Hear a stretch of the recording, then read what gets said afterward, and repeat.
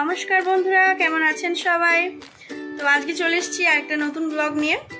তো আজকে হচ্ছে আমাদের শেষ পঞ্চমী বা নাগ পঞ্চমী যেটা বলে।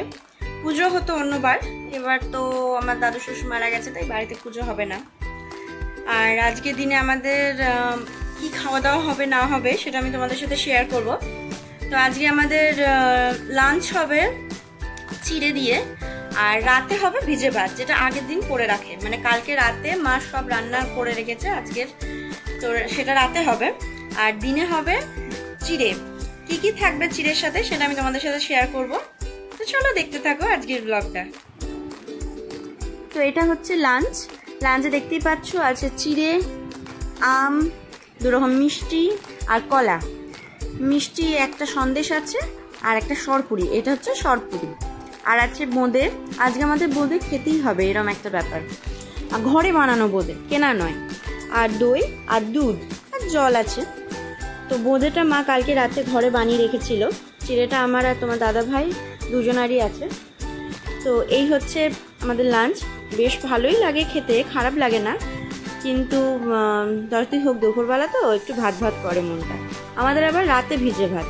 তো চলো ভিজে ভাতও আমি নিয়ে চলে যাব। চলে এসছি ডিনার নিয়ে। ডিনারে দেখতেই পাচ্ছ ভাতে নুন তেল দেওয়া আছে, আর এদিকে আছে মাছের টক, ছাতু মাখা আর চপ মাখা। এটা হচ্ছে বাবার ভাত, আমাদের তো নিরামিষই, তাই আমরা এসব খেতে পাবো না। আমার হচ্ছে শুধু চপ মাখা আর পোস্ত ভাত, কারণ আমাদের শ্রাবণ মাস বলে নিরামিষই, তাছাড়া আমরা খেতে পাবো। চপটা নিরামিষই ছিল। অনেকদিন তোমাদের পদ্মের কোনো আপডেট দেওয়া হয়নি, তাই চলে এলাম পদ্মের একটা আপডেট দিতে। দেখতেই পাচ্ছ আমার গামলায় সেই বলেছিলাম তোমাদের জাপানিজ বোনসাই লোটাসের আমি বীজ আনিয়েছিলাম, আমি তোমাদের দেখিয়েছিলাম। সেই বীজগুলোকে ঘষে প্যাক বের করতে দেওয়া ছিল। এ দেখো কত বড় প্যাক বেরিয়ে গেছে বীজগুলো। গামলার জলটা নোংরা হয়েছিল, জলটা পাল্টাতে হবে। একদিন পর পর বা দুদিন পর পর পাল্টালেও হবে, একদিন পর পর না পাল্টালেও হবে।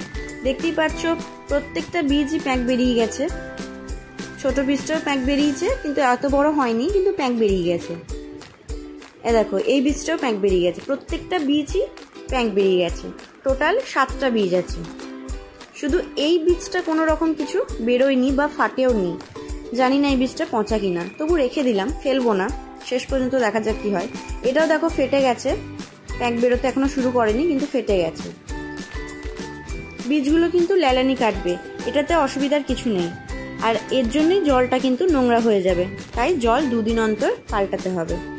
এ দেখো এই বীজটাও ফেটে গেছে, কিন্তু প্যাক বেরোয়নি, প্যাক বেরোবে। তো টোটাল আমার আছে 7টা বীজ, 1 2 3 4 5 6 আর এইদিকে একটা 7টা, যে বীজটার এখনো কোনো কিছুই হয়নি। এবার আমি জলটা পাল্টে দেবো।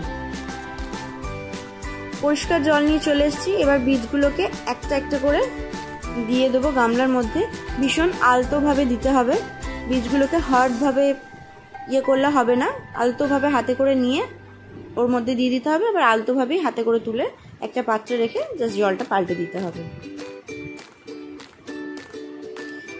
এটার নাম হচ্ছে জাপানিজ বোনসাই লোটাস, যেটা কোনো মাটি ছাড়াই হয়ে যাবে, শুধু জলেই হবে।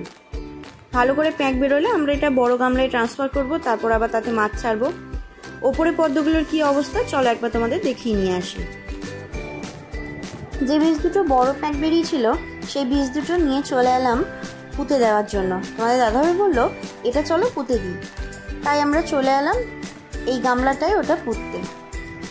তো দেখতেই পাচ্ছ ওটা বেশ ঢাকা দিয়ে সুন্দর করে রাখা ছিল। এবার ঢাকাটা সরিয়ে বীজগুলোকে পুঁতে দিচ্ছে। এটা মাটি ছাড়াও হবে, কিন্তু আমাদের যেহেতু মাটি ছিল, গামলাটাই একটাই শেকড়ের দেওয়া ছিল টিউব, সেহেতু ভাবলাম চলো এটাও পুঁতে দেওয়া যাক। বৃষ্টি পড়ছিল বাইরে, ওয়েদারটা খুব সুন্দর ছিল। দেখতেই পাচ্ছ মাছগুলো চড়ে বেড়াচ্ছে, ওই যে কালো একটা সাদা একটা। চলো দেখি পুরনো গাছটার কি অবস্থা। এই যে পুরনো গাছটা, বা কত পাতা বেরিয়ে গেছে গাছটায়।